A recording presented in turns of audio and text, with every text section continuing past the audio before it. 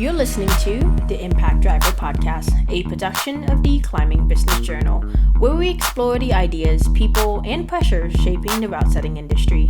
I'm your host, Holly Chen. I am a route setter, journalist, and contributing writer at the CBJ. Today's episode is brought to you by Rooney, Essential, Approach, Flash, and Onsite. Hey folks, it's Holly here. We are doing something new this year. The conversations you love are still here, but we are introducing a new way to share them. This season, the Impact Driver podcast steps into video. I've always wanted to share the human moments that don't always make it onto audio. Facial expressions, our pets wandering into frame, and when we awkwardly mime climbing movement in front of the camera. So if you're listening from wherever you get your podcast, find a chance to bop on over to YouTube for the full experience. Welcome back to another year of the Impact Driver podcast. Same conversations, just now on camera. But before we begin, a word from our sponsors who make the Impact Driver podcast possible. Check out our show notes for discount offers. This episode is brought to you by Rooney. Out of Norway, Rooney makes chalk and apparel for climbers, inspired by YouTuber Magnus Midtmo. Learn more at rooney.com. Hey Jeremy, where are you calling from today? Hey Holly, I'm joining from Dallas, Texas. Currently sitting in my girlfriend's office. Nice. You are one of the most common names that pop up when I ask people who I should have on the podcast. So I'm really excited to have you here today. Um, do you look kind of surprised? Is that a look of surprise? I can't read you. I'm flattered and nervous. Nice. Uh, yeah, I don't know. Yeah, I mean, it's like 20, closing in on 30 episodes in. I still get a little nervous. I still have a little script for myself. Yeah. So today, we want to talk about a few things, USAC being one of them, of course, and obviously your insight and your experience of 20 years in the industry is going to be super valuable for both me and our listeners. hmm I think let's talk about USACs first. So stepping into this role, taking over from Mike Bacchino, into this role as USAC's route setting manager, can you tell me a little bit about what the role has been like, what came easier than expected, and what came harder than expected? Yeah. I think so. I started in this role end of March. So what is that? 6 months now, almost. And stepping into it, I didn't anticipate anything being easy. Um, yeah, I've known Mike for a long time, and I've known Chris, his predecessor, for even longer. And I just knew from conversations as friends over the years about like how heavy the workload is, how much stuff they Mm-hmm. actually had to deal with from day to day. Mm-hmm. Um, and then stepping into it, realizing that they were kind of underselling it. It's a lot. I think not being in Salt Lake City has been maybe the blessing in disguise for me. I don't get dragged into meetings or pulled into the office for certain things. You know, like I know Mike had a lot of instances where he was trying to get something done and something else came up. Mm-hmm. So being remote is probably, I guess, the easiest thing for me. Um, it's also the hardest thing for me at the same time. It's kind of a double-edged sword.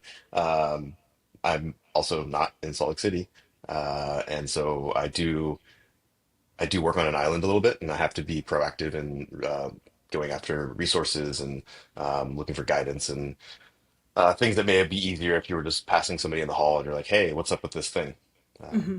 yeah, That makes a lot of sense. Remote work has its pros and cons. Like half my work's remote, and I can't imagine having to do something like a job like yours remote. So nice yeah, work. yeah.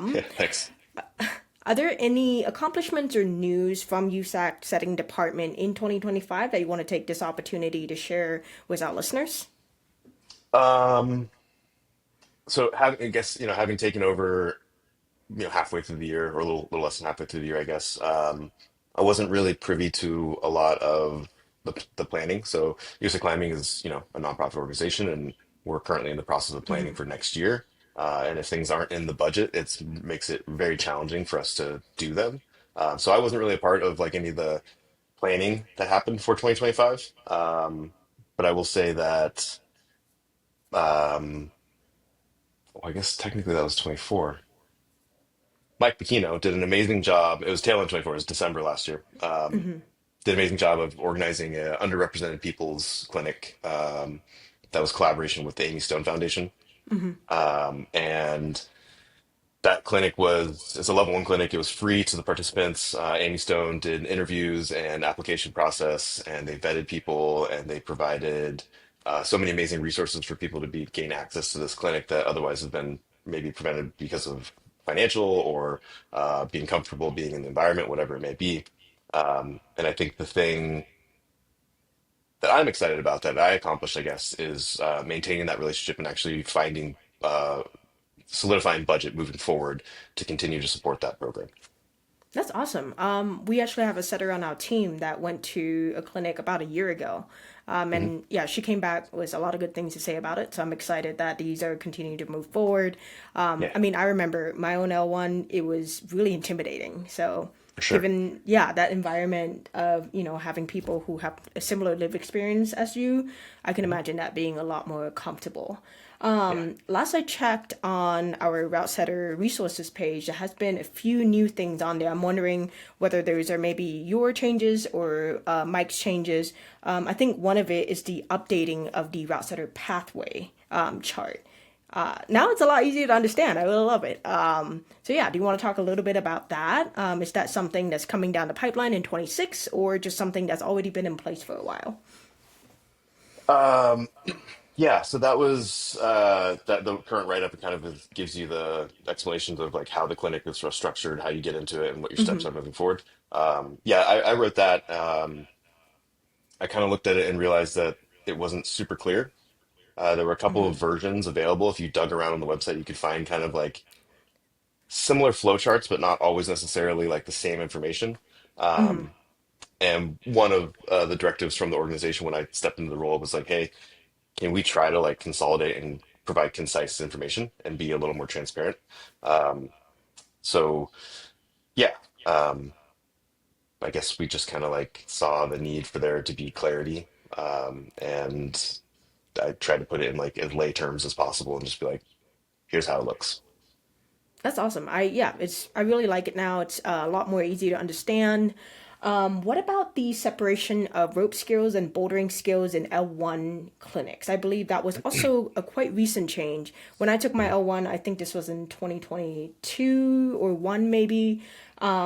It was still ropes and boulders, but now I'm Mhm. seeing a lot of my coworkers and colleagues go to take L1s that only involve boulders. What about that change? Mhm. So that was actually something that Mike and I had talked about, among other people, for a couple of years before it was implemented. As a national chief instructor, there's a handful of us in the country that are certified as national chief instructors.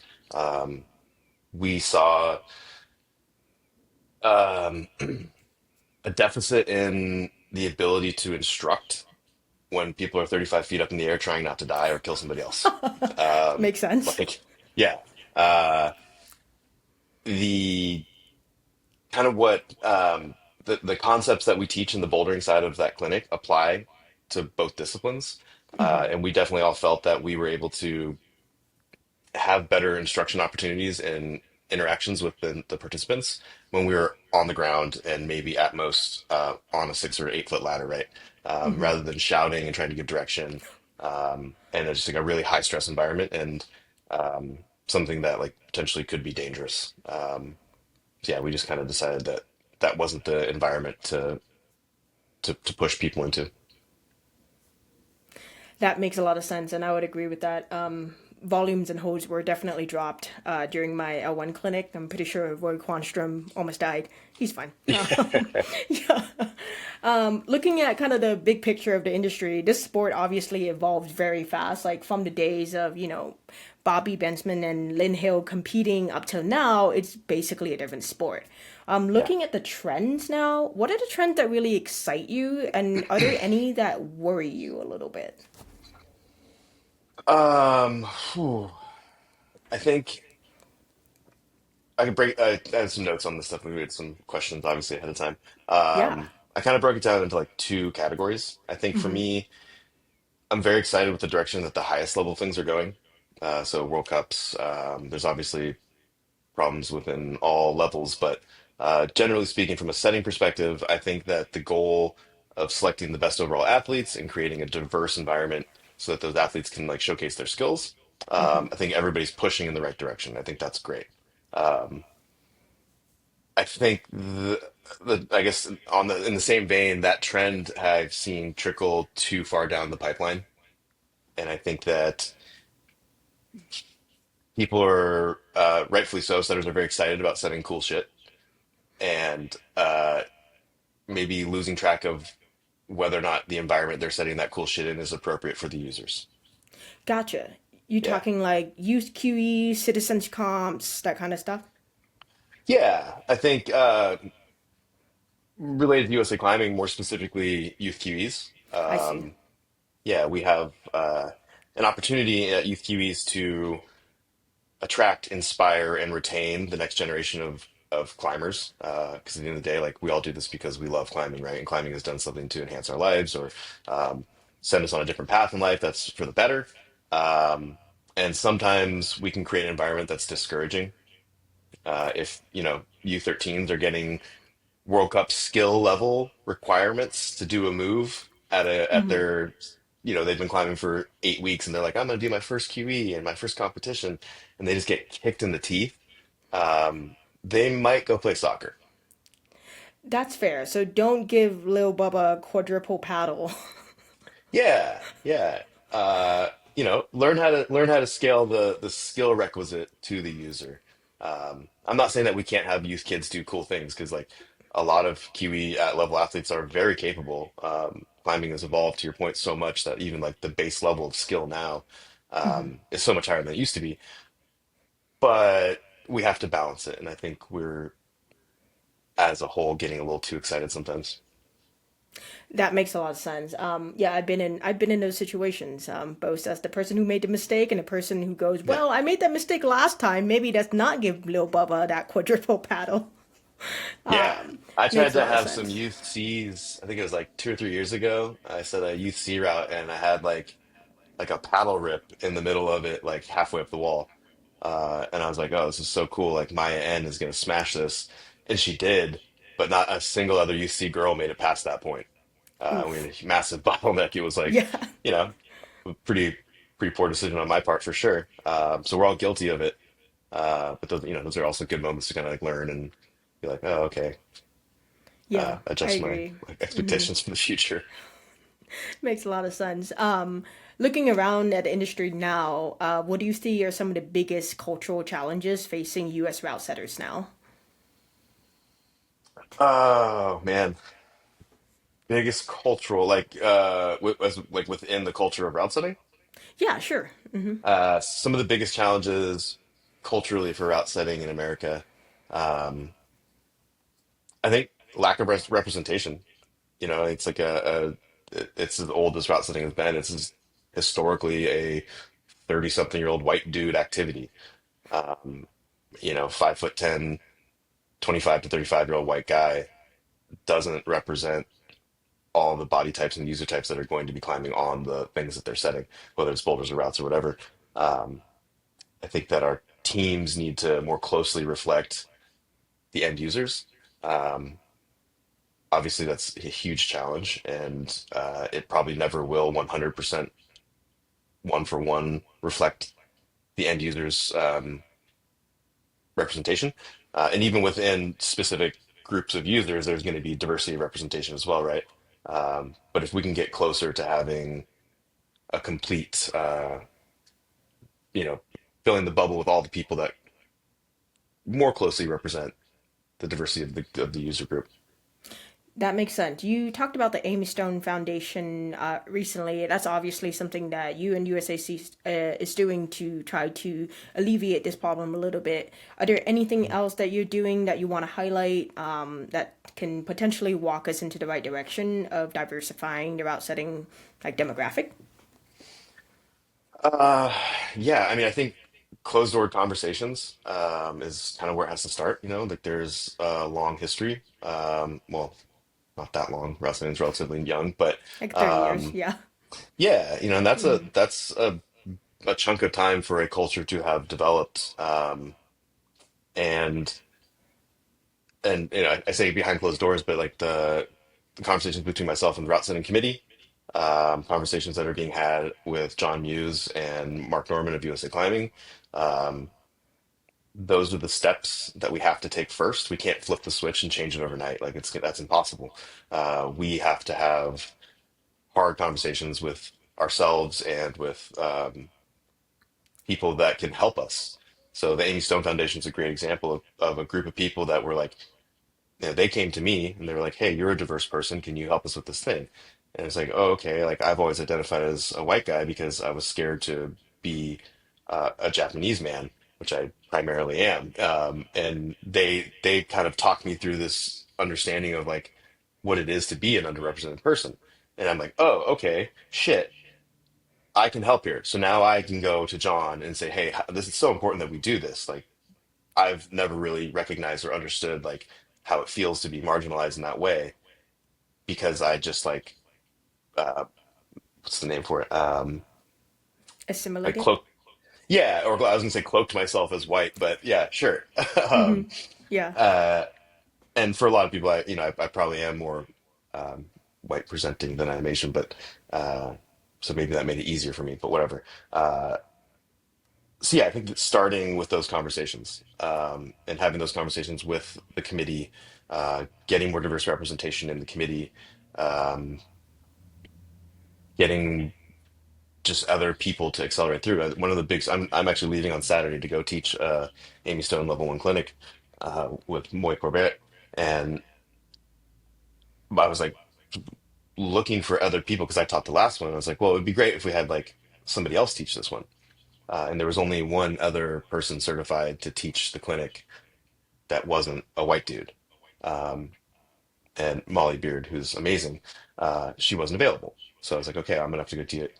Um, and I guess like what I'm actually going to be like observing Moy at this clinic to certify and like stamp her as approved to be a national head instructor. So the small steps, the conversations that lead to the small steps that hopefully show, um, that effort is being made and show people that there is an opportunity. It's kind of like next step at least. That's great to hear. I'm excited that Moy's going up there and teaching other route setters. I kind of wish that my L1s and 2s were taught by Moy. No shade to Mike and Roy and Augie. They're awesome. Yeah. But I've admired Moy for a very long time from afar, just watching her work and just awesome. Really cool stuff. I I admire Moy, and I've worked with her a bunch. She's great. Yeah, and I can empathize with that assimilation or cloaking yourself. Like I think it's harder for me to hide it. And it's an odd thing, moving from Asia coming here. Like I watched my Cantonese and Taiwanese accent slowly disappear, and when I lived in California, I sounded like a valley girl for a while. And yeah, those little things that you do to kind of assimilate and feel a part of your surrounding. Those are half the time it's subconscious. You don't even realize that you're doing it until someone points it out. Like I did not realize I sounded like a valley girl until someone pointed it out. I was like, hey, the movies they sound like that. I'm gonna sound like that too. Yeah, for sure. Yeah. This episode was brought to you by Onsite. Out of Montreal, Onsite builds climbing walls for schools, rec centers, private homes, and full commercial climbing gyms. Learn more at onsite.com. Looking ahead, there's a let me start over. One of the most common questions that people have asked me to ask you are related to the route setting pathway and career development opportunities within USAC. So, pretend that I am an aspiring route setter. I've never route set before, and I say, hey, Jeremy, I want to go from no levels to level 5. What does that kind of development pathway look like? Kind of explain to me like I don't know anything. Okay. Um, I guess the first thing I would tell a person is you have to be patient. The process is really long. Um, for those of us that are level fives, we've been doing this thing for, I don't know anyone that's at a level five that hasn't been setting for more than 10 years. So time and patience, energy and effort. People that want are aspiring to be route setters really need to dig into like the history where it's come from, understanding movement, studying the craft. Um, it'd be the same way if somebody came in and they were like, "Hey, I want to be a Michelin star chef, but I've never cooked before." You're like, "Okay, well, go to your kitchen, start learning what ingredients go together and work together and which ones don't." Which I hate to use the food analogy because it's like it feels pretty beaten to pulp at this point. Um, but I guess it's a good one. Um, yeah, go get local level experience. There are multiple tools and resources that are coming out now that are giving people like this hypothetical person the opportunity to do this. The CWA is offering the PRS clinic system now, which is for designed for like the PRS one is designed for people that don't know how to carry a ladder and properly thread a bolt into a wall or operate a drill. That's a great resource available to people now. Um, so going to those clinics, there's obviously a level of financial investment in um, progressing in the craft. But this would be the same for somebody that wants to be a carpenter, right? They gotta buy their first saw, they gotta buy their first tools. We have to invest in our tools, our physical tools that we use, our drills and um, climbing shoes and different things, obviously, but also invest in the tool that is the skill of climbing. Um, so go out there and learn how to climb well, study movement, understand like the mechanics behind what causes things to happen on the wall and what causes you to fall. Like I coach a decent amount, and I always ask athletes when they fall off the wall, it's like, what happened? Not like um, I know what happened, I know you fell, but like why? What caused you to tip over? What had caused you to not latch or whatever? And setters, we need to have an understanding of that as well. That makes a lot of sense. Like the intro level athlete is just not going to understand why, but the advanced athlete will say, "Well, I lost tension in my left foot and it caused the barn Hmm. door." And the same thing Yeah, that setters need to understand. I know that the food analogy has been definitely been overplayed, but honestly, I think it's a cliche for a reason. You can say the same thing about the carpenter analogy, or I think Mike has always said, you can't be a mason if you can't pick up a brick or something like that. It's all a very similar way of comparing things. And a good friend of mine said, what was it? You can't learn to make a steak dinner if you don't know how to make mac and cheese. yeah, And that for that sure. stuck with me for a long time. Yeah, I heard that early Yeah. on in my setting career. Hmm. What would you recommend setters have before they go to pursue their L1s and L2s? Well, we're currently in the process of creating a prerequisite. Nice. Um, things, as the talent pool of setters have grown and grown and grown over the years. We have so many people, and obviously, maybe we'll touch on this more, but moving through the system is incredibly challenging. Um, Historically, the USA climbing setting clinics have been the only certificate or education platform available. And so we've almost always had somebody show up that doesn't really have the base skills necessary to be successful in the pipeline of USA climbing. Um, the level one, level two clinics are your first chances at making an impression on people that have influence over the direction of your career. Um, and I personally know people that are friends of mine that went to their clinics early and admittedly maybe too soon. Um, and it had an impact on their ability to progress through the system. Um, they have since turned it around and had opportunities, but um, yeah, this new requisite system. So we are looking at partnering with the CWA and creating a prerequisite of the PRS system to get into our clinics. Um, so the PRS one would be required for our level one clinics, which is kind of the basic stuff that would ensure that anybody entering our clinic system understands the fundamentals of setting because our clinic is meant to be focused on the fundamentals of competition route setting, which, at the core are the same thing, but what we're trying to teach and instruct at that level, um, with this prerequisite, we can dive a little deeper, knowing that those people coming in are going to have a better base understanding.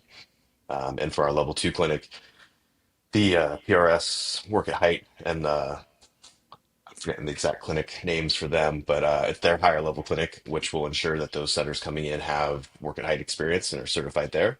Um, so that we know, it's back to like the early conversation about the level one clinic changing, even at the level two these days, we don't necessarily know for certain that somebody coming in is proficient and safe on a rope. So this prereq would ensure that they have a work and height certification, and we know that everybody's going to be safe, and that we can really dive into the nuances of setting um, and the movement, and not focusing on teaching somebody, better positioning skills, or how to set a rope better, or hauling skills, or those boxes are already checked, and we can really focus on like what our purpose as use of climbing is.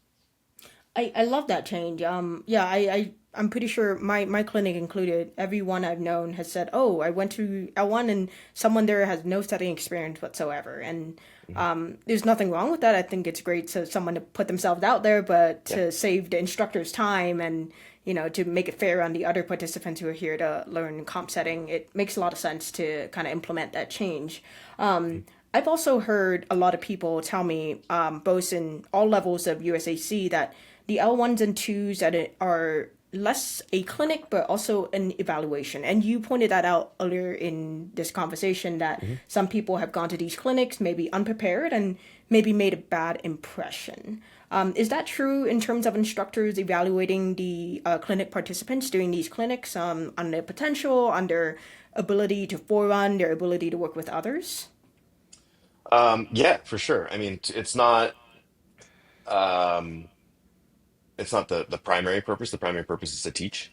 Uh, but yeah, I mean, that is the beginning of the pipeline. And most people that are instructing as head instructors are um, almost all are level fives, or level fours that have the ability to select teams for certain events, right? Um, and also have the future of our organization and at interest. Like we all want to make sure that um, the next generation is prepared and capable to meet the demands of the growing needs of our sport. So the evaluation, I guess it's kind of unspoken at this time, but yes, there is like, we're scouting to some degree. We're like, oh wow, like look at this person. They're really, really good at the game that we're playing, right? Noted. Uh, I'm working this year on creating an actual metric of evaluation. Um, you know, John Muse and I have talked a lot about the importance of transparency, of how teams are selected, and like why we're doing what we're doing. And I think it's been so subjective for so long. It sometimes feels like people are like whispering about these people. But if we're able to say like, here is your score based on these skills that we're evaluating, and people know that up front, I think we take away this like the idea of people like not really understanding how the process works. Yeah, transparency is always good in any organization, especially something like this where the pipeline is really difficult to move through and requires a lot of patience. Mhm. Are there Yeah. any common misconceptions about this pipeline that you want to address? Um, yeah, for sure. I think that the well, I guess first and foremost, like it is hard, right? And there are every year that we do level one and level two clinics, there are that many more people come through the pipeline. Um, and as you move up the pipeline, it chokes down, chokes down, chokes down, right? Like there are if we do four level two clinics, we'll have 48 graduates potentially in a season. The next year, there are nine internships available. Um, those 48 people that were selected for the level two clinic are coming from a pool of over 200 people that took the level one clinic the year before or whatever. Um, so each year, like the number of people allowed to advance is choked down, choked down, choked down. And then when even all the way up to the level five, like it's not a guarantee that we will even bring in a new level five every year. We do it based on the needs of events growing, or people retiring or whatever it may be. Um, so yeah, I think that's a long-winded explanation of kind of how the system works, I guess, and more to your point of your question about like the misconceptions. Um, I think a lot of people think that people get selected because they're liked. People get selected because anything. And the reality is like the people that are the committee and myself that are tasked with selecting the people that advance through the system. Our goal is to do what's best for the organization and do what's best for athletes in the competition. So, um, you know, selecting people based off of their skills is far more important to us than who they are. Obviously, compatibility in the work environment is very important. This episode was brought to you by Flashed, designing landing surfaces for both climbing gyms and boulderers. Flash is the official padding partner of USA Climbing. Learn more at flashed.com. And there are other factors, but the primary driver is like who can do the job the best. Yeah, that actually brings up an elephant in the room, which is, being selected because you're liked. And this is an interesting topic to me because politics, in every sense of the word, bleeds into everything we do, right? If I'm selecting for a crew, it's unlikely that I'm going to pick someone I dislike, in the sense that if I dislike them, there's a chance it's because we don't work well together, or there's Hmm. something of that person's character that puts more obstacles in the team. But I'm wondering, in that kind of nuance, is it possible to be extremely disliked, high skill, and still selected? Um, I think the term disliked presents a challenge in this conversation. Like, Makes sense, yeah. We can change that I term. yeah, like challenging to work with.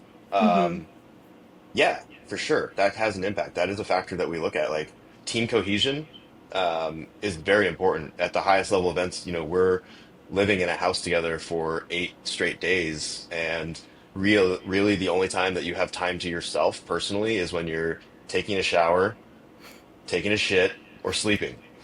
Like otherwise, you're in the car, you're eating breakfast, you're eating lunch, you're eating dinner. Every single thing you do for your waking day is spent with these other four, five, six, seven people. Um, if somebody's disrupting the cohesion of that team and creating conflict, that can for sure have an impact. Yeah.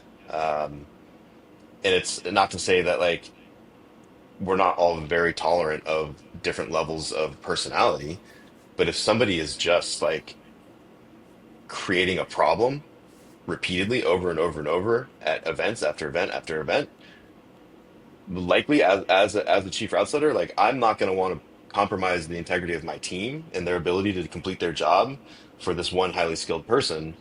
When the reality is, like, I don't know anybody that's so much higher skilled than the other people at their level that is so hard to work with that I'd be willing to not be like, well, this person's pretty close and like a joy to be around, you know? So being highly skilled doesn't always make up for being an asshole. Yeah, for sure. Yeah, Okay, I mean, that one of the makes a lot things of that we've sense. been preaching at the level two clinics for the last couple of years, and if anybody that has taken one from me in the last 2 or 3 years, it's like one of the things people always ask is how do we progress our careers? And my response is don't be a dick. Like just don't be hard to work with and be good at what you do, and you'll be fine. So yeah, being an Yeah. asshole can have an impact. Wow, who knew? Shocker. Yeah. Yeah. Mike Bikino said a very similar. I had a very similar speech at the L2. A lot of people asked him that question as well, where they were like, "How do I get to an L5?" It's like, "What? Be good at what you do and don't be an asshole." It's very simple. Yeah, pretty much. Yeah, the realities obviously is a lot more nuanced than that. And you talked about the bottlenecks in the system, right? Like being whittled down from 200 to about 40 to 9, and gets worse and worse the higher up the chain you go. I mean, this system is not unheard of. It's very common in other industries as well. And there's obviously pros and cons of the system. The pros obviously being that we elevate the people who are best into the highest levels of the sport. The cons, too many to speak of. But in your opinion, what are some of these bottlenecks? What is the better way to phrase it? How do these bottlenecks kind of perceive in the wider route setting context, especially with resentment, frustration, lack of patience? And is there anything that USAC or you is planning to do to address these bottlenecks? Well, so prior to my being a part of the organization as an employee, the bottlenecks were put in place intentionally. The requisites have changed over the years to go from level two to internship, to go from passing your internship to becoming a level three to level four. Um, when I started in the system in 2012, it was you took a level two clinic, you did an internship, and then you were a level three. Um, you did a couple of regionals, and then you had endorsements. Like the path was significantly shorter, um, and that was a product at the time. Like we needed to elevate and accelerate people through the system because the demand of the sport had grown so quickly. There weren't enough people to set for all the divisionals and regionals and nationals and all the different events that were happening throughout the year.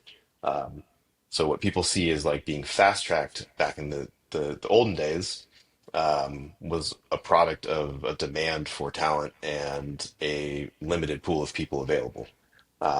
As that pool has grown, and in all honesty, the base level of setter that's starting today, or has been setting for 3 years now, is so much better than any of us were 15, 20 years ago after 5 years of setting, right?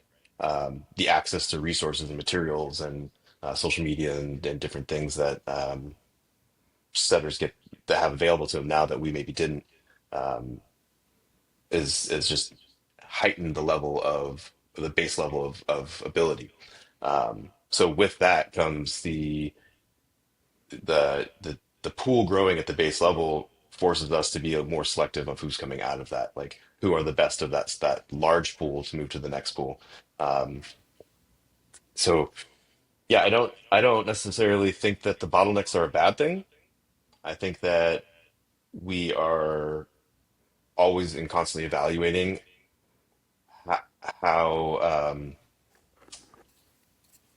how to meter the gates, right? We look at it as a faucet. Sometimes we need to open the faucet and let full fledged go through. And sometimes we have to taper it off because we just don't have a need as an organization. Um, we have a demand for level five setters at a certain number. If we had if we had 40 level five setters and we only have 10 events every year, that's 30 people that are getting no letters every year. And having those 30 people discouraged or not having opportunity, is it beneficial for them to maybe just stay at level four for a little bit longer until there is a need for something to move up? And that kind of metering of the faucet goes all the way down. Like I think it's less at the level two to internship to level three, because we have a lot more opportunity to like give people those opportunities. There's a lot more opportunities for that level of individual. Um, so we can let those pools fill a little bit more and a little faster. Um, but at a certain point, we just want to make sure that we're pushing the right people through.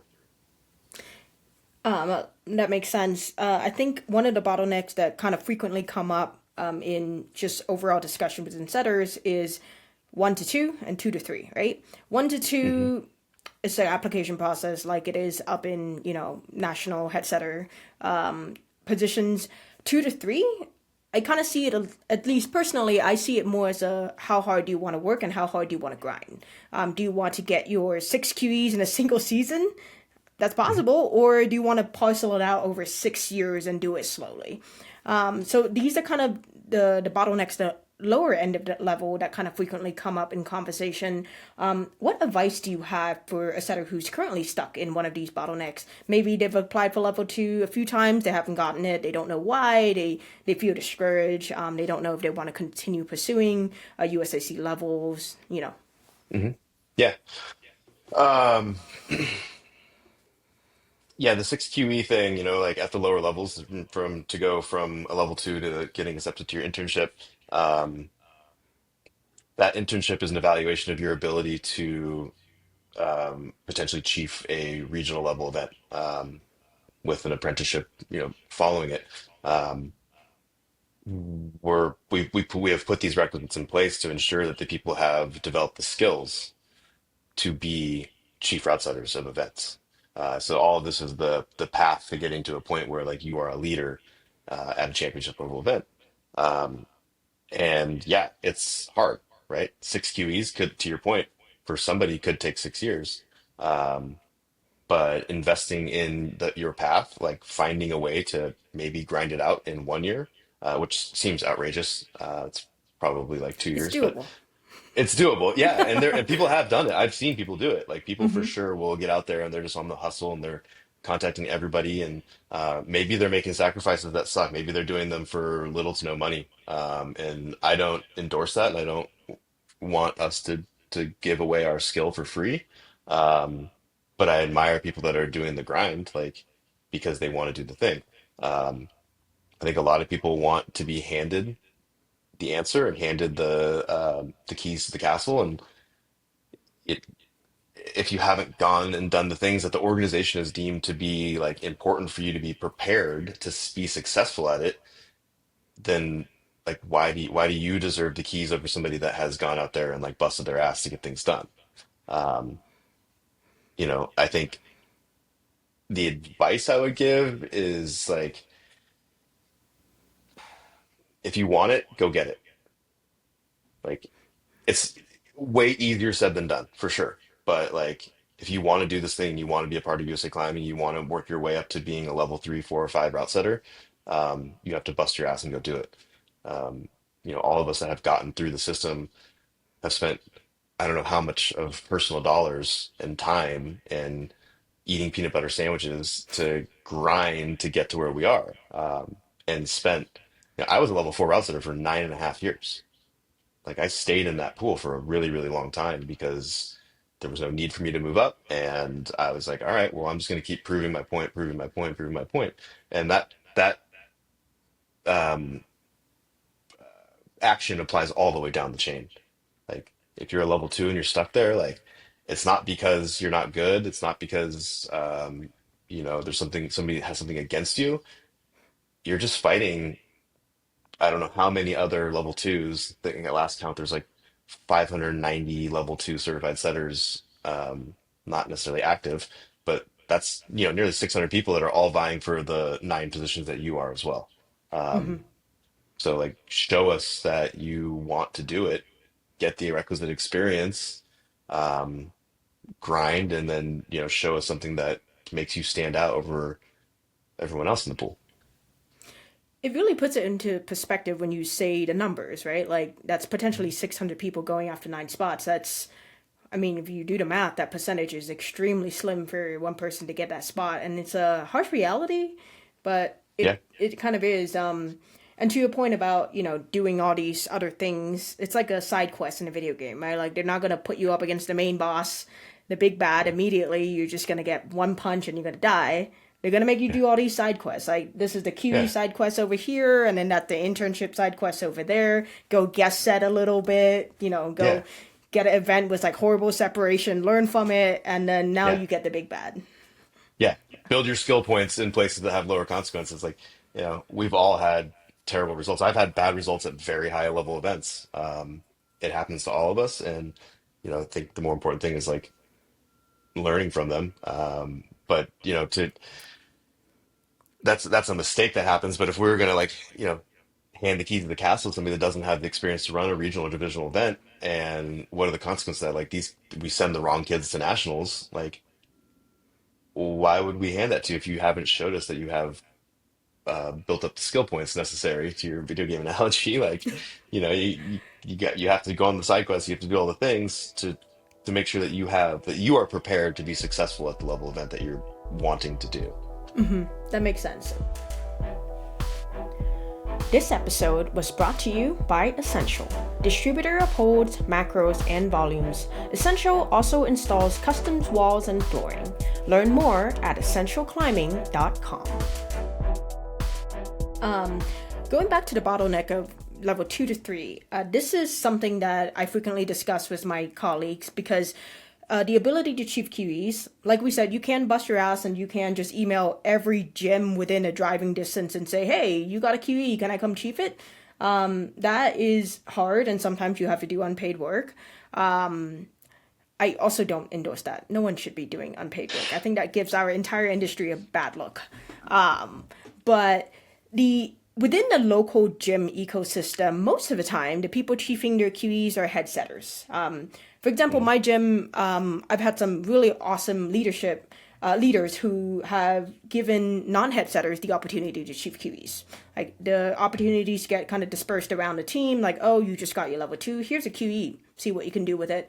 But that is one of the bottlenecks that are kind of not dependent on USAC. It doesn't matter if Jeremy, you say, I'm going to give you a level three tomorrow if I can't get my head setter to give me QEs, right?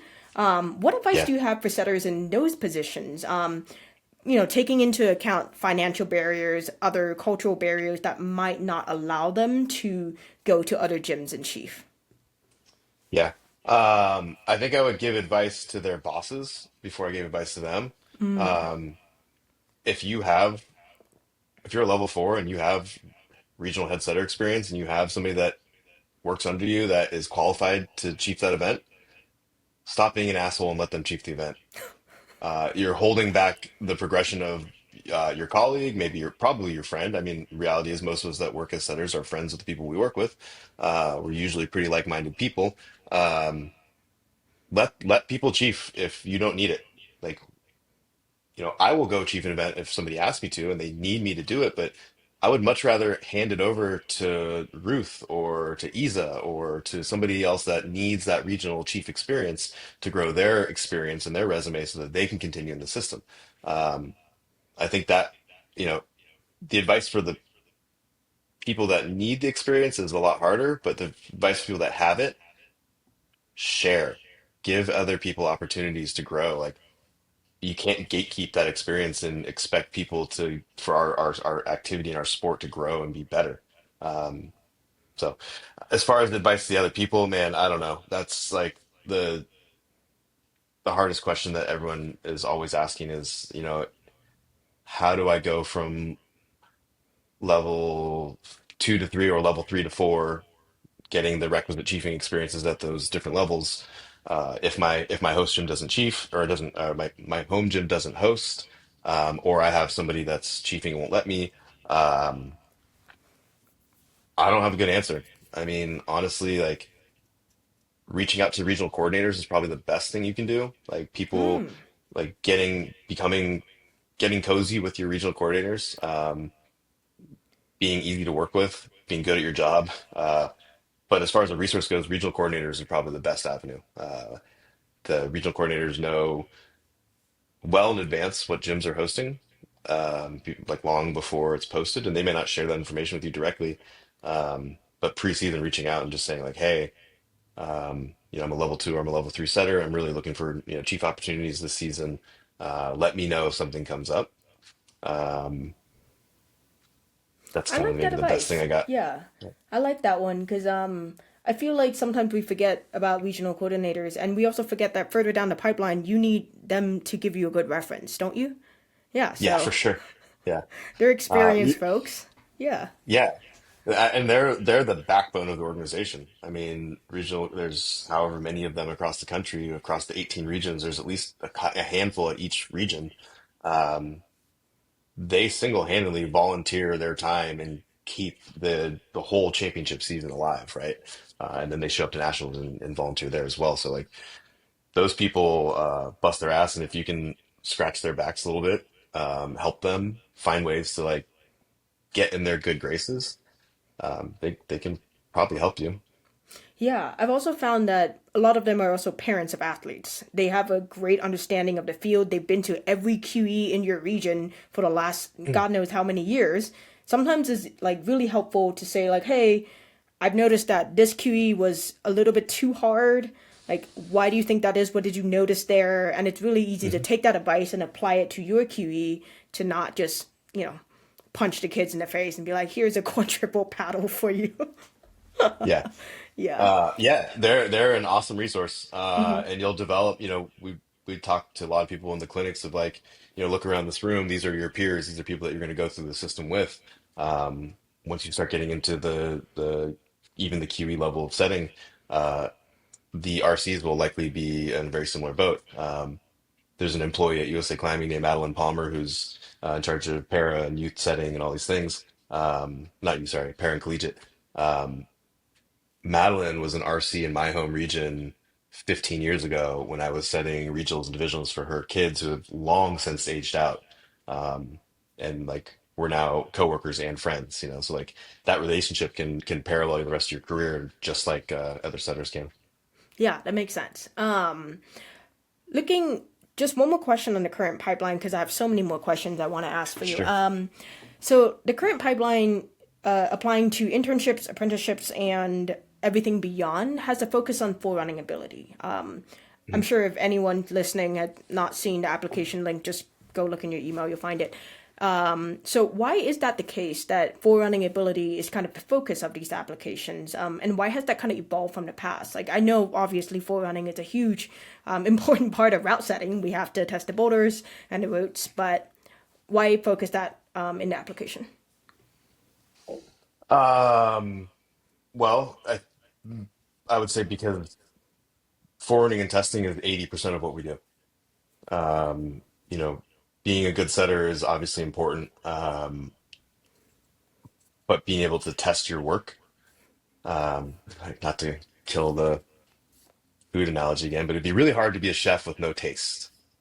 Um, I don't know. That's cut that part out or something. Stupid, but um, yeah, I mean, it's because so much of our job depends on testing, or so much of our job is testing. Forwarding ability at the highest level is probably the most important attribute a setter can have. Maybe, yeah, maybe not by much as far as like skills of setting goes, but it's up there. As I think the committee sent a letter out or issued a letter, maybe it was 2 or 3 years ago now, that stated something along the lines of, as athletes get better, as do we, right? Um, the athlete ability, even at the youth level, has come up so much in the last 3 to 5 years that if we can't provide a challenging and appropriate environment for them as the setters, what are we doing there? You know, like if we're testing, a national championship or a World Cup level paddle, I've witnessed it happen. The setters are like, "There's no way somebody stops on this hold," and then Serato just fucking sticky hands it and stops, and you're like, "Whoa, shit, okay." We miss things for sure, but that's a part of testing. That's a part of the job is being able to almost stop on the hold and then be able to make a judgment call. I'm not saying that you have to be as strong as the athletes to be a setter, but we have to be able to test at a high level to ensure that the questions we're asking the athletes to answer are appropriate.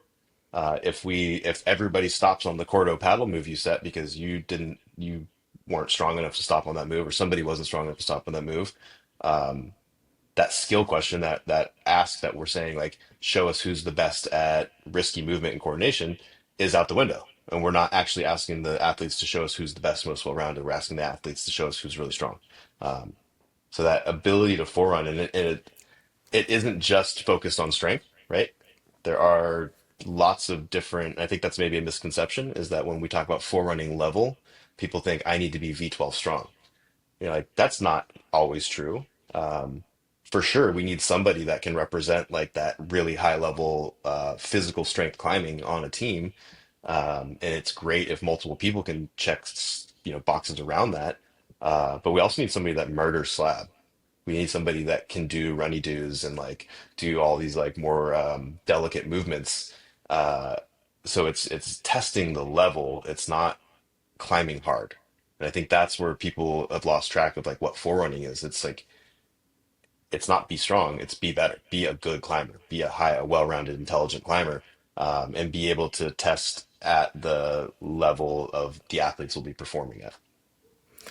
That brings up a follow up question, and that is if I was, let's say, I was a really good rock climber and I can do every boulder that in this like World Cup style, a World Cup event. In this instance, putting myself in this hypothetical, World Cup climber shoes, I might not be a route setter. There is a limit, right? To Right. yeah, there's a limit to if I was this strong, I might be a route setter. If I was this strong, I might be a professional rock climber and end up in one of Yeah. those funny mellow videos or whatnot. Yeah. Where is that line start to blur? Because we're not expected to be as strong as the athletes, but we're trying to get to a point, right, to Mhm. be able to test the boulders that we want to put the athletes on. Where is that line for different levels from World Cups all the way down to QEs? Like, I don't need to climb V12 to set a QE, No. but maybe I need to climb V7. Maybe I need to climb V5. Maybe I need to be an Hmm. extremely well-rounded V5 climber. Like, Hmm. where's that line for you? I think it's tough. I mean, like, what is V7? What is V5? First of all, right? Like, I've Makes a lot climbed of in so sense. many gyms around the country, and I've climbed at so many different crags around the country that, like, I don't even know what V7 is anymore. Like, have you climbed a tension board V7? Holy shit! Started climbing on a tension board recently for the first time in like ever. The other boulders are so hard. Like, there's not a big gap from V7 to V10 on the tension board. They're all just fucking hard. So what does that mean? I don't know. That's I guess, tangent, but um, yeah, the line thing at the highest level, you know, I think what we're seeing is competitors retiring into setting. Um, Gregor Vizonic's a great example. He's obviously won World Cups, and he's now starting to set. And if he can get through the IFSC system, he'll be a weapon in the future because he still climbs close to the level. He retired because he, um, you know, started to wane in his skills in his very old age of 29. Um, yeah. I see it also on the other end of the circuit, which is kids coming out of teams Mhm. and then jumping straight into route setting. I know Yeah. people who are out there actively recruiting recently graduated kids. I mean, like, you want a route set? Do you want a route set? I'm like, Yeah. oh my god, give them some time. Jeez. Yeah. Yeah. Yeah.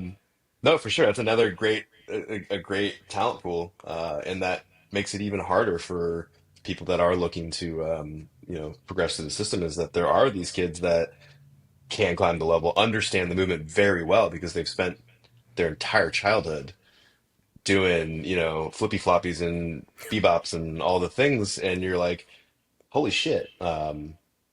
Looking back on my own career, like that was definitely the case as the younger generation came up and they understood and they learned and they grew up on Cordo. Those of us that were a bit older and a little bit stiffer were kind of like, holy shit, how do you do that? Um, so like, yeah, the talent pool coming out of the youth circuit, um, I don't think we're definitely not going to see underage kids choose the setter path over the QE competition, um, or divisionals or regionals for that matter. Um, But yeah, I mean, where's that line?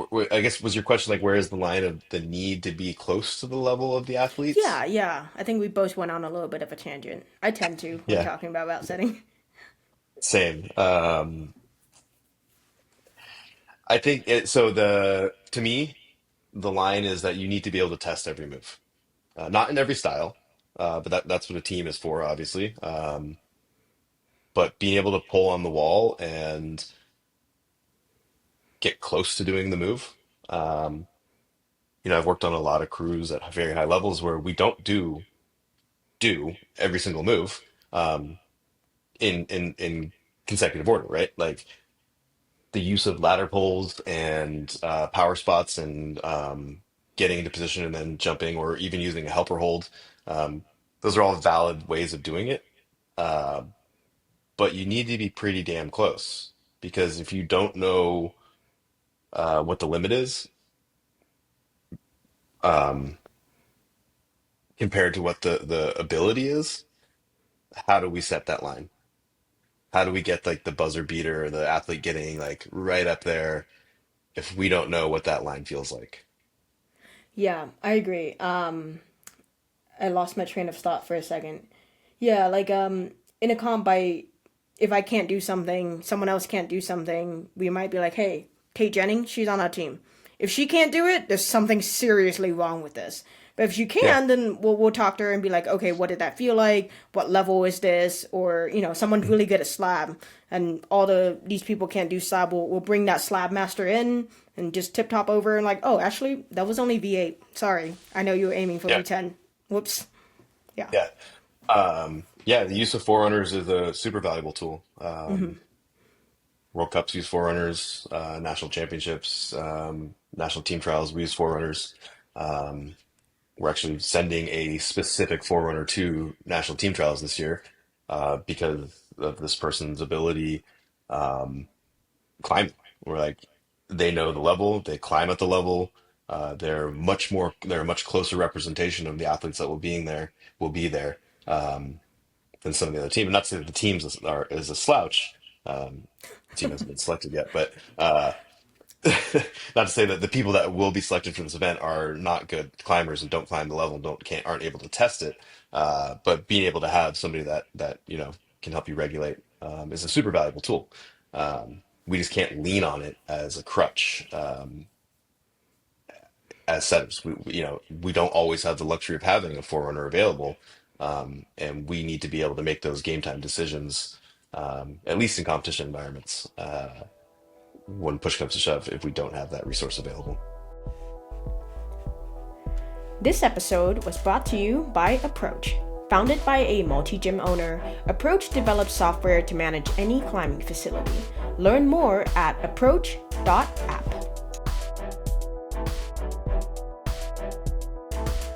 I think the next kind of bit of question that I have for you is about crew selection. And as I'm writing these questions up, and I'm like, oh man, all the other people get fun questions, and all J-Ho gets is all the question that's probably already in his email inbox somewhere. So Yeah. we'll start with a fun question here. You get a fantasy draft. I need you to pick 6 route setters, past and present, including retired ones, if you had to pick someone for a high-level comp. Fantasy draft. Uh, am I on the crew? Yeah, you're chief. Oh, we had this really fun conversation not too long ago about your Mount Rushmore of setting. Okay. Who would be on your Mount Rushmore? Anybody that knows Nico Club should ask him about his. Um, but I don't know. It's the tough one because like I talked about like compatibility on a crew. Like I don't know Tony Yaniro, but I think it would be really cool to have like the Godfather of setting on your crew. Um, so I don't know. That's a tough one. I would say Laurent Lepore in his prime, Jackie Goodoff like yesterday, or prior to that. Those two would probably be high on my list. Um, I've had the pleasure of working with Manu Hasler, and he's amazing. But man, dream team. I would put Jackie and Laurent for sure. Um, I would want Manu as a forerunner, because he's a monster and all the skills. Um, God, this is a hard one. I know you asked me to think about this ahead of time, but I just like didn't, I I mean, guess. this is a question that me and like the setting team that I work with, we talk about this frequently, and I think our answer will change day to day. Yeah, Like one day maybe our boss Max Donovan isn't here, and there's like a crazy paddle that no one has done yet, and I'd be like, well, today my fantasy pick is Max. Like Max needs to be on the crew right now. Or, yeah, someone can't do a slab foot swap and it'd be like, oh, I know this person. He's not even a setter, but he would be my fantasy pick today. sure, sure. Yeah. Uh, yeah. Oh man. Okay, I get four more picks. God. Um, I would Moy. I've worked a lot of events with Moy, and I absolutely love her to death. And she brings awesome snacks, and she has skills that no boys I know have. Um, um, God, Who do you know that is best at breaking betas? Breaking intended sequences? Or finding them that no one else has seen? I always want someone like that on my crew, even at Kiwi Yeah, level. yeah. Um, breaking betas. Um, Brad Weaver. Brad's just like Mm. so fucking good. Like if you don't see it, he probably will. I'd probably put Brad on my fantasy draft team. Um, Who do you know who can be really cheerful at 2 a.m. when everyone's about to snap? Kiram Adsit. Kiram is the happiest human being I've ever met. We had a actually at 2:30 in the morning last year at team trials. We were spinning our wheels of the crew and um, shit has just kind of hit in the fan. I had like subluxed my shoulder and I couldn't climb, and we were just all beating our heads against a dead horse, or sorry, a brick wall. I guess beating our heads against a dead horse is pretty accurate too. Um, and Kieran fell off this boulder. We were testing it at 2:30 in the morning. He turns around and he's like, "Guys, this is fucking awesome. This is Aw, so fun." And everybody was like, are "Yeah, I you guess you're right." insane? Like, yeah, I mean, but the reality was like he brought the spirit up, and everybody was like, "You're right. Like this is fun. Like we do this shit because we love it. Like this 2:30 in the morning session it can sometimes be like the best part of a setting week." We had just lost track of how much fun and like how lucky we are to do this thing. Um, so yeah, Kiram's definitely like the cheerleader of the team. It makes a lot of sense. Okay, now let's look at the real world. We can't always have our favorites and, the best on every crew. To peeling back that curtain in the real world, how does national crew selections work? And, this question kind of applies, same deal with the internships, the apprenticeships, and the L2s. Let's start with nationals. Yeah, so each year the national championship schedule, including the NACS's, youth, collegiate, open, all the events that have the word national in them are determined by the organization as far as how many there will be, where they will be, um, and so on and so forth. So we have a predetermined number of events that we have to staff from the same side of things. Um, the way it goes is that I will send out a application for head route setters at the very beginning of the once we know the season's about to start. Usually it's in July or August. Um, shouldn't say usually, this is my first time doing it this year, but this year it was in July or August. I wait for responses from those people. There's a deadline. Once the deadline passes, I will make a recommendation for positions throughout the year for each event. I then take that recommendation to the committee, and the committee votes yes or no on and or offers suggestions or edits to the list. It's a very collaborative thing. I guess I get paid, so I do the legwork of like putting in names and like dates and things, and then the committee and myself will look at it and say like, we think we should put this person here and that person there. We want to give this person opportunity there. This person has expressed interest in. Um, Getting involved with para or whatever. So we'll maybe not assign them as a chief, but we'll pre-assign them as like an assistant position so that they can then build that skill to become a chief, whatever. Um, Once the six, seven of us agree that the sheet is complete, it goes to John Muse for approval. And John can veto and move things. Generally, we try to work as a team, the committee, myself, John, the organization, to do what's best for USAC climbing. Usually, John takes our advice. Um, this year in particular, I went to John. I said, "Well, it's either like these two individuals could fill either slot. Which do you prefer based on their experience?" And he made that decision. And then yeah, from there, during that whole process, national Routesetter applications will get sent out. Um, a lot of people don't get this email, and our system is not ideal. We use Sport 80, and Sport 80 uh, doesn't always produce the best reports as far as contact lists. Doesn't always have updated emails. So like a lot of people are like, "Well, I didn't get the email." I'm like, okay, I look it up, and I was like, "Well, I sent it to this email address." And they're like, "Well, I don't have access to the email address anymore." It's like, well, you do have access to your Sport 80 account, and you do have access to updating your contact information. So that one's on you. It also only pulls a report of active setters. So like there's a lot of people that are like, why did I get it? I didn't get it. And it's not because I don't like you or somebody doesn't like you or anything personal. It's because you don't have an active membership. You haven't paid for something. You haven't updated your background screening. Da da da. So like relying solely on expecting an email from me um, is a terrible idea. Back to your point of like go getting and grinding it. The information is posted on the website. We tell everybody that goes through our clinic system like create a bookmark on your bookmark bar for USA Climbing Route Center's webpage, and check it once every Monday or whatever. Um, when that gets posted, there's going to be an adequate window for you to fill out the application that is in that post. So that's a bit of a tangent on that. Once that application closes and the head route setter appointments have been approved for the season, I will get on a well, I should say that I haven't done it yet this year because we're not there. Historically, the route setting program manager will get on a call with the elite. Um, Sorry, I skipped a step. Each head route setter will kind of draft their dream team for their event.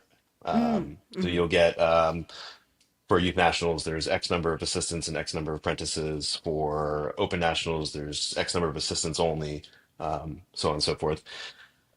Everybody creates their kind of dream team, and then the route setting program manager will get on a call with the open level and the youth level head route setters. Otherwise, there's just a ton of people talking over each other. And we'll go in and refine what those selections are, make recommendations for opportunity. Um, not all of us know every applicant that comes through the pipeline. And having an open door conversation with like a crew of people that likely have either taught or worked with that person, to be able to say like, have you considered this person? Or like, hey, my team's looking like could really use this person has these high attributes. Can I take this person from your team? And I can suggest, somebody else to fill that slot or something like that. Um, that goes back and forth for a little bit until ultimately we're settled and the teams are ideally like representing the skill sets necessary to create the best event. And then at that point, a an email will be sent out to people that were not selected, and then the head route setters will reach out to their team directly to let them know they have been selected. Um, this year, we've done things a little bit different. Mm. Um, I think people will maybe see this, take it in a negative light initially.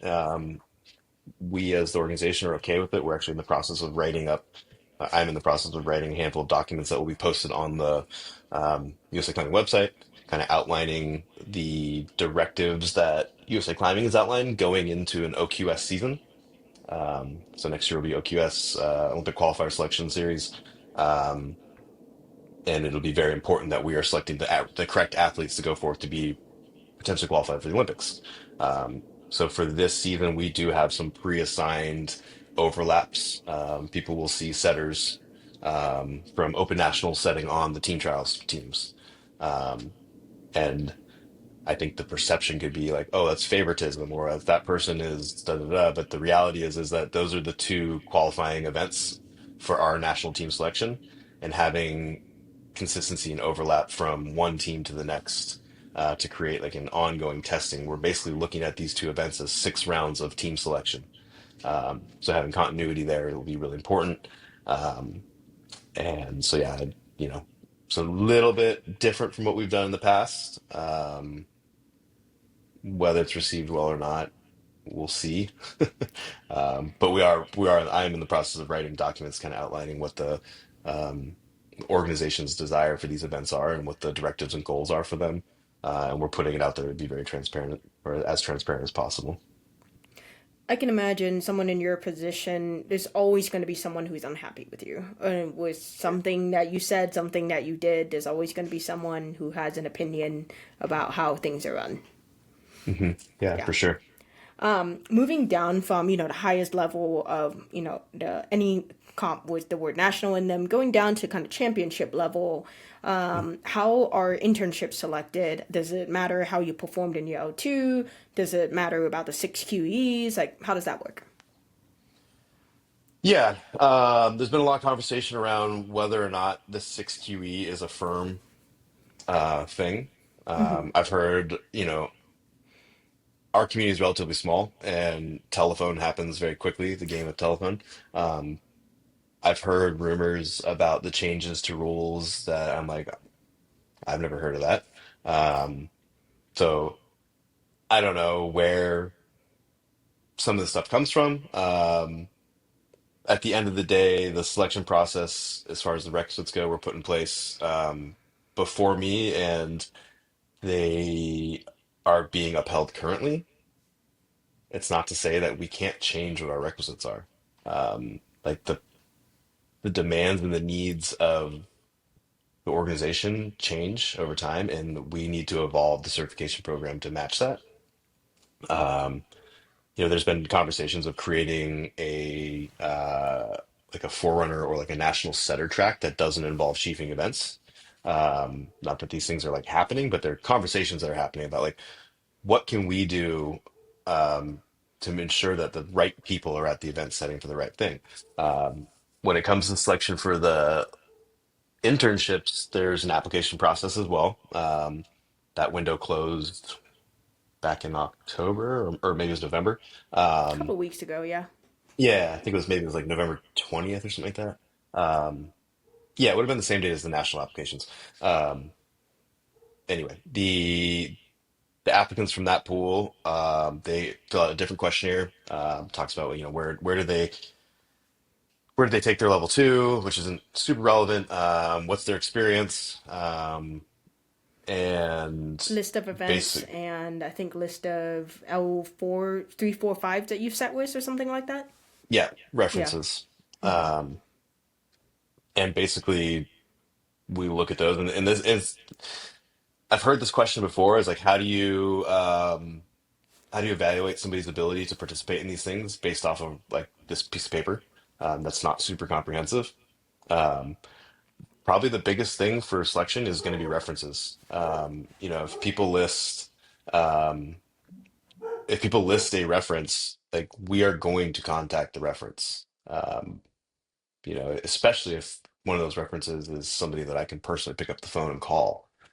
If you list Aaron Davis as the reference for you, you better bet your ass I'm going to call Aaron. Like Aaron's one of my good buds. Of course I'm going to call him. Or any number of people that are on that list. And that goes for L3 references, L4 references, L5 references. We're going to vet these people and you know reach out and ask people like, hey, do you think this person's ready and qualified to go into an internship? And if they're listing L4 and L5 references, I would ask that person directly, hey, hypothetically, if you're chiefing a divisional, would you want this person on your crew as an intern? And if they say, I don't know if that person's ready for that level, that would be a big red flag for me to assign that person to an internship. Um, but if everything comes back, hell yeah, like that person's rocks, like put them in there, they're ready to go. Sick, we'll do that. Um, and I think that, with back to the requisites thing, personally, I think that we should be able to find a way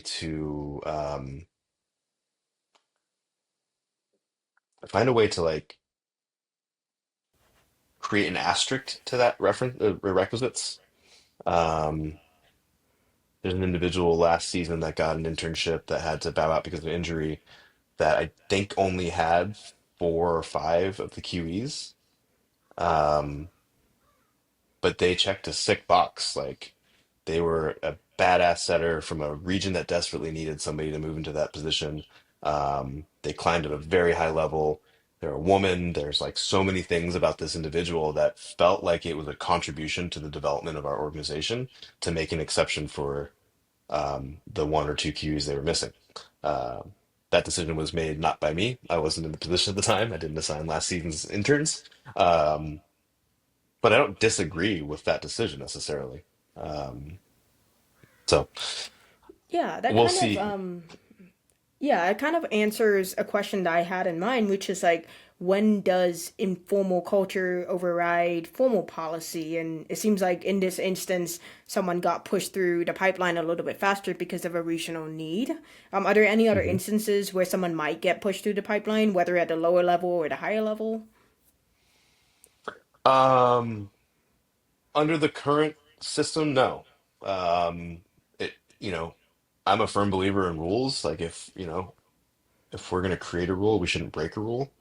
We should create a rule that either has an asterisk that allows us to have a workaround through it, built into it, or we should not have the rule at all. Um, but under the current system, I mean, petitions would be the only other thing. Like people can file a formal petition, and that would go to the committee and myself for a vote to whether or not that person should deserves to skip something, whether it's to gain an endorsement or to skip a level or whatever it may be. Um, we're in the process of creating an evaluation for international setters. Um, what does it look like if an IFSC chief moves to America and wants to get involved in certified USAC climbing? Put them Um, through L1s. I'm kidding. I'm kidding. yeah, yeah. Well, in the past, that has been the case Oh my God, with some really? people. Yeah, and some people were able to file petitions and get godfathered into a higher level. Um, we're currently looking at policy for like what does that look like at the highest level. We have a few people that are actually relatively new to the States and are working here that come from high level experience abroad. Um, and it's our job is the committee and my job to look at their resume in the same way that we look at petitions for uh, level three endorsements or level four endorsements or whatever. Um, what experience do they have, and how is it relevant, and how does it align with the level of experience that we require within our system? Um, so yeah, right now it's a little bit rigid. Um, I would hope that we find a way to put in writing and like really put a stamp of approval on an asterisk or whatever you want to say for making exceptions. Because there are definitely setters out there that maybe aren't getting as exposed, or back to your earlier point of like maybe just don't have the opportunity to get like the QE thing. Like it might take them 6 years, and then maybe we've missed this massive window of opportunity to utilize a really valuable tool in the organization, a really valuable setter or resource. So yeah, does that answer your question? It does, yeah, and I appreciate a lot of this transparency. I think it's in sporting organizations like USAC or anything soccer, bicycling. It's always hard, given that there's usually a lot of people, very few people doing a lot of jobs because nonprofits are nonprofits. It's hard. So yeah, this level of transparency, it's really appreciated, and I think our listeners will really enjoy that too. I have two closing questions listed out for you, and one of it is just you being in a position that you're in, and for many years prior to this, people have looked to you as a leader, as a role model for the industry, and I am a firm believer of you need to model what you want to see in the world. Hmm. And I think to your point earlier about the culture in setting where maybe there isn't quite the right diversity, not representing the demographic of climbers and competitors, how do you feel like you can model yourself to fix this problem going forward in your everyday? It doesn't have to be a big picture. It can just be, I give Holly a gummy bear every time I see her, which I would appreciate. Um, Good to know that you can be bought with gummy bears. Um, Easily. Man, that's a tough one. I think trying to treat people with respect and be there for them and pick up when they call. Transparency is important, like we've been saying, but also like being open and vulnerable with people, letting them know that like, or trying to make people comfortable coming to me in my position. Um, I think there are a lot of things that happen in the setting world and that I've seen happen and that have happened around me, and things I've heard that aren't awesome for anybody to experience. Um, And I hope that like I hope I can be a person that people feel comfortable coming to and disclosing um, their feelings about the environments they're put in or like whatever's happening in their world. I deeply care about this thing that we do, um, and I deeply care about people's level of comfort in the spaces that we do them. Um, we've all made mistakes. I've made mistakes in my life. I was a 25-year-old dumbass at one point. I've said things that have hurt people's feelings. You know, learning from those and growing is important. We all have to do that.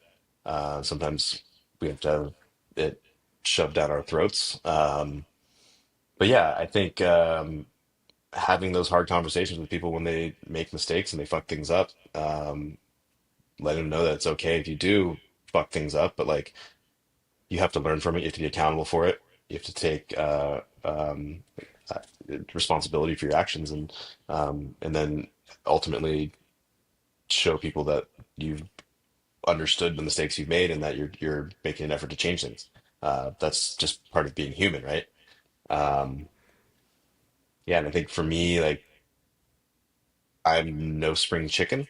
Like I'm not super long for the world of route setting, like at a high level. Um, I'm in my 40s, and there's not a lot of us out there um, that don't retire in the next 5 years, right?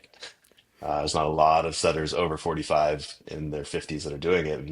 And, my hope is rather than to be remembered for that one sick, nasty women's final boulder I set at whatever event, I would much rather be remembered for having an impact on like helping change culture, and giving people opportunities within the USAC climbing system. Um, just partnering with the Stone Foundation and having relationships like that to try to show people that there is an effort and like create a path for people to get into it, um, would be way more meaningful to me than setting another World Cup or like, people always ask you want to set the Olympics. And it's like, I mean, yeah, who doesn't want to set the Olympics? But I'd be way more proud of creating a pathway for diversity in setting than ever setting an Olympic, whatever. Um, so. And looking back, what advice would you give to your younger self? Like the Touchstone J-Ho that's still at the front desk. What advice would you give to this young aspiring setter? Um, Probably shut up and listen. Yeah. Myself included, and a lot of younger setters, I think, are really quick to like have the answer to everything, and often forget that those who came before us are there for a reason and probably have something to teach us. Um, I think a lot of that comes from like ego and testosterone, but um, it's not always just boys. Yeah, and I think one of the other big ones.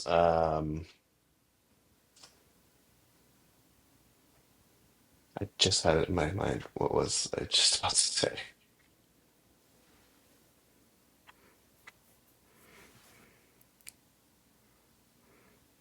Can't remember. We have to cut that part. It's okay. I find it interesting that this is the question that get a lot of people. Like I write it thinking it's a straightforward question, and one day I thought about that, like what would I give my younger self, and I couldn't think of it. I mean, shut up and listen is a good one, but although if I said that out loud to the apprentice, I might get called into HR. I have to say it in a much nicer way. Yeah, for sure. Yeah. I don't think you could word it as shut up and listen. But if you're talking to yourself, and if I was Shut up and talking for listen is myself, fine. shut Yes. up and listen would work. Yeah. Um, oh, I remember the other thing I was going to say, which was about the ego. Something that took me a really long time to learn was, we always talk about check the ego at the door. Um, it's impossible. You can't leave your ego at the door. What we do is ego driven. It's learning how to meter and learning how to monitor your ego and when it bubbles up, and not letting it take you too far down the rabbit hole of whatever. Yeah, that in itself is worth a whole 3-hour podcast as well. Like how setters deal with ego. I think I'm gonna have to invite you back for part 2 at some point to talk about that. Thank you Gladly. so I much would for chatting gladly. with me, Jeremy.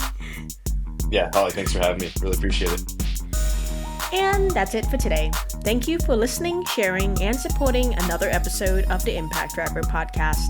A huge thank you to our guests for joining us and sharing their time and insight, as well as to our sponsors for making these conversations possible. New episodes come out monthly, and you can find past conversations wherever you listen. Be sure to check out the show notes for relevant links and subscribe to CBJ at climbingbusinessjournal.com to never miss a new episode. If you'd like to nominate someone as a future guest, suggest a topic, or reach out with questions, we'd love to hear from you. You can contact me and our producers by emailing info@climbingbusinessjournal.com or by filling out the pitch form in our show notes. The Impact Driver podcast is a production of the Climbing Business Journal. I'm your host, Holly Chen. This episode was edited and produced by myself, Scott Rennick, Joe Robinson, and Megan Cheek, with theme music by Devin Dabney. Thanks again for tuning in.